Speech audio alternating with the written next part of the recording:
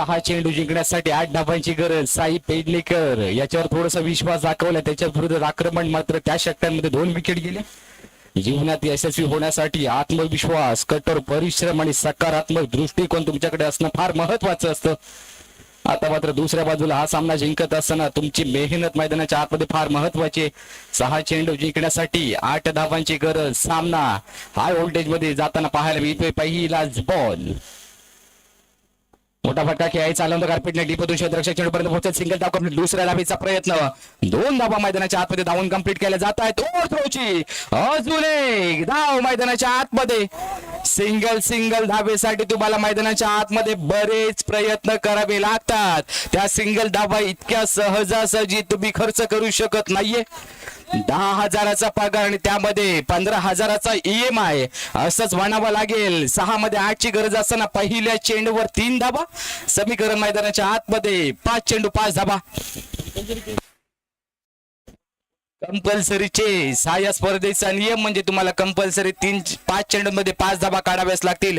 ट्रायकेंडला अक्षय biker एका षटकारासाठी 2,000 रुपये. एक कॅच बॅक त्याच्यासाठी सचिनजी मयेकर यांच्या शुभ हस्ते दिलं जाणार आहे. क्रॉस बॅटने खेळण्याचा प्रयत्न. निर्धाव चेंडू आलाय. पुन्हा एकदा थोडासा दबाव शिफ्ट होताना पाहायला मिळेल. सिंगल डबल घेणं सोपं नसतं टेनिस क्रिकेट मध्ये, हेच तर पाहायला मिळतंय. 4 बॉल 5 हे समीकरण मैदानाच्या आतमध्ये. द डिफेंडिंग चॅम्पियन इरा स्पोर्ट 27 धावा या संघाने डिफेंड केल्या होत्या पहिल्या दिवशी. अजून एक वेळेला समोर मोठा फटका खेळायचा. फटका फसला. डीप क्षेत्ररक्षक चेंडू पासून थोडासा दुरावलाय. सिंगल धाव कंप्लीट. दुसऱ्या धावेचा प्रयत्न. झेल पर्यंत पोहोचणं गरजेचं होतं. 3री धाव मैदानाच्या आतमध्ये घेतली जाईल का? 3री धाव कंप्लीट केलेली नाहीये. चूक मैदानाच्या आतमध्ये घडताना पाहायला मिळते. 3 धावा आलेत. 2 धावा तर आल्या होत्या मात्र तिथून निर्धाव चेंडू फार महत्वाचा. थोडी खराब फेकी मैदानाच्या आतमध्ये पाहायला मिळाली. निराशा मैदानाच्या आतमध्ये पाहायला मिळतोय. चला पाणी घेऊन मैदानाच्या आतमध्ये. जर खेळाडूंना दुखापत होत असेल तर त्याची काळजी घेणे जबाबदारी आयोजकांची. तिथून कोणत्याही प्रकारची दुखापत नको, कारण चिंचकरी गावामध्ये असाच खेळाडू आपण गमावलाय.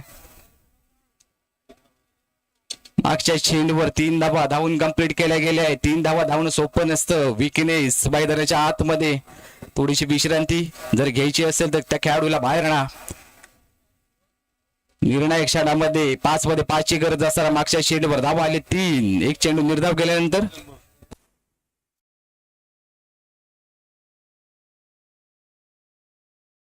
3 चेंडू 2 धावा हे समीकरण मैदानाच्या आतमध्ये. 1 चेंडू निर्धावाला. थोडी खराब फेकी. ओव्हर थ्रोची अजून एक धाव.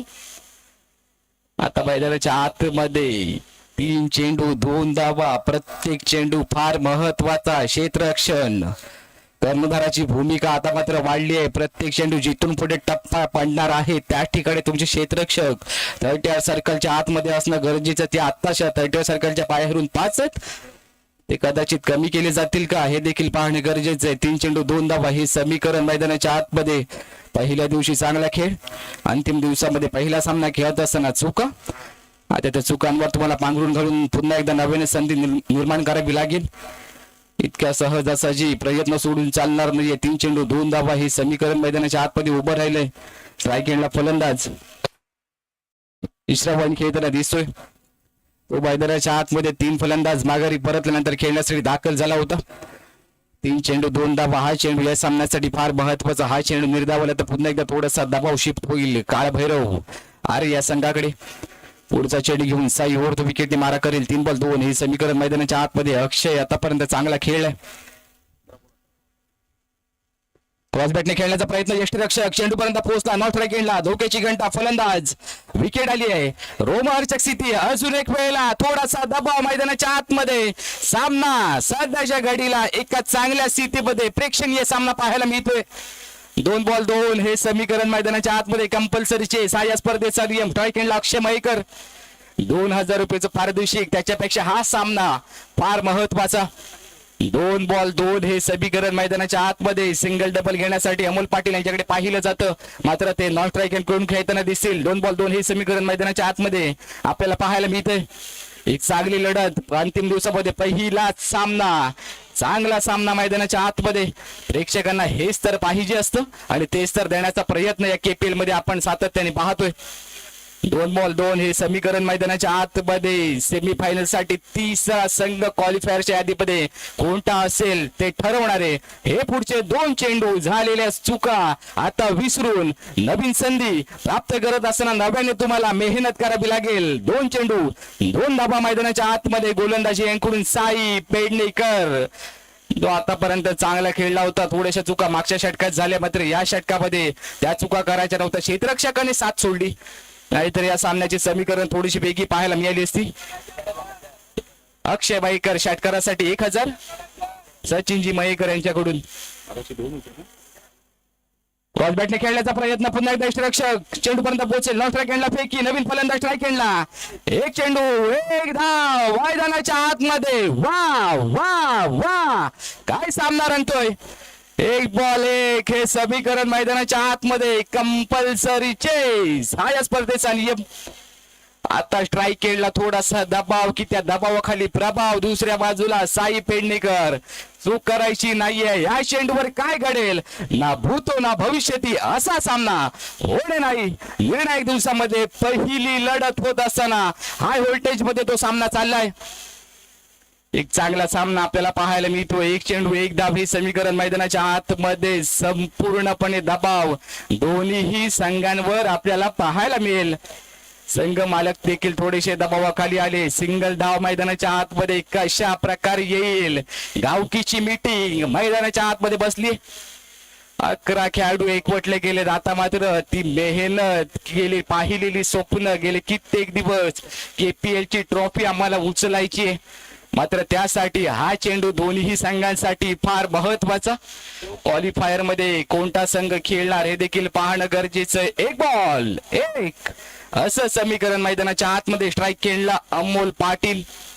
खेळताना आपल्याला पाहायला मिळतील. कालच्या दिवसामध्ये चांगले खेळले होते. आता या चेंडूवर कशा प्रकारे चांगला खेळ पाहायला मिळणार. क्षेत्ररक्षक आता जबाबदारी वाढली आहे.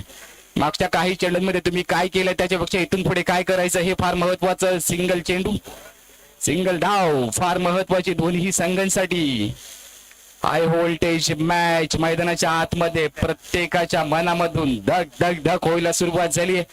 अंतिम दिवसामध्ये एक चांगला दर्जेदार सामना आपल्याला पाहायला मिळतोय. 1 बॉल 1 हे समीकरण मैदानाच्या आतमध्ये नवीन फलंदाज स्ट्राईक एंडला अक्षय. मागच्या चेंडूवर सिंगलला डबल मध्ये कन्वर्ट करायचं होतं मात्र ते करता आलेलं नव्हतं. अंतिम चेंडू पर्यंत या सामन्याचा प्रवास एक दर्शनीय प्रेक्षणीय सामना आपल्याला पाहायला मिळतोय. सगळे खेळाडू एकवटले 30 सर्कलच्या आतमधून. ऑस्ट्रेलियन स्टाईलने जसं टेस्ट क्रिकेटमध्ये क्षेत्ररक्षण सजवलं जातं तसंच 1 बॉल 1 चेंडूवर 1 धाव काढली गेली. अमोल पाटील यांच्यासाठी पारितोषिक कॅश प्राइज 500 रुपये सचिनजी मयेकर यांच्या शुभ हस्ते दिले जाणार आहे. हा सामना फार महत्वाचा. 1 चेंडू 1 धाव साई ऑन दी मार्क. गोलंदाजी यांकडून स्ट्राईक केला अमोल पाटील.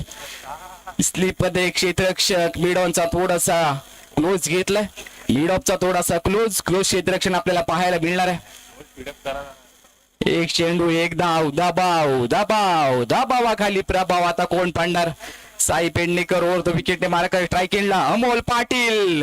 1 बॉल 1 अजून देखील समजलेलं नाही क्षेत्ररक्षण कसं सजवावं मात्र मैदानाच्या आतमध्ये ही 1 धाव फार महत्वाची. एका चेंडू मध्ये 1 षटकार मारणं सोपं मात्र एका चेंडू मध्ये 1 धाव काढणं कठीण. चला स्पीडअप करा. अजून 3 मॅच खेळवायचे. 1 बॉल 1 ओव्हर द विकेटने अलकादीने पुश करायचंय. नॉट स्ट्राईक खेळला. विकेट येणार का पाहणं गरजेचं. नॉट स्ट्राईक खेळला. विकेट आली आहे. हा सामना जिंकला हिरा स्पोर्ट या संघाने. तिसरा सेमीफायनल मध्ये खेळणारा संघ साई पेडणेकर याने काय गोलंदाजी केली आहे. अंतिम षटकांमध्ये धावा कमी होत्या. चांगली कामगिरी त्याच्या माध्यमातून आपल्याला पाहायला मिळाली. द डिफेंडिंग चॅम्पियन पुन्हा एकदा नवीन दिवसामध्ये नवीन सामना खेळत असताना स्वतःला सिद्ध केलंय आणि तदनंतर या स्पर्धेमध्ये प्रसिद्धीकडे वाटचाल देखील आपल्याला पाहायला मिळेल.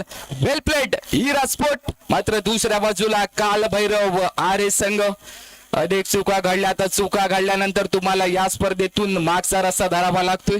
निराशाजनक कामगिरी, मात्र संपूर्ण स्पर्धेमध्ये तुम्ही देखील चांगला खेळ तुमच्या माध्यमातून सर्वांनाच पाहायला मिळाला. मात्र घडलेल्या चुका, ही स्पर्धा तुमच्या आयुष्यातली शेवटची स्पर्धा नव्हती. इथून पुढे घडलेल्या चुका तुम्हाला पुन्हा एकदा नव्याने सुधारावं लागतील. नवीन स्पर्धेमध्ये स्वतःला प्रूव्ह करावं लागेल. आता मात्र तुम्हाला चुकांवर पांघरून घालत असताना मात्र दुसऱ्या बाजूला या स्पर्धेचा hero, man of the match, अंतिम षटकामध्ये ज्याने चांगली गोलंदाजी केली तो साई ठरलाय या मॅचचा hero, man of the match. Well played Sai. चला तुम्ही देखील लगेचच प्रेझेंटेशन बॉक्स मध्ये तुमचा देखील सन्मान केला जाईल गोल्ड मेडल देऊन.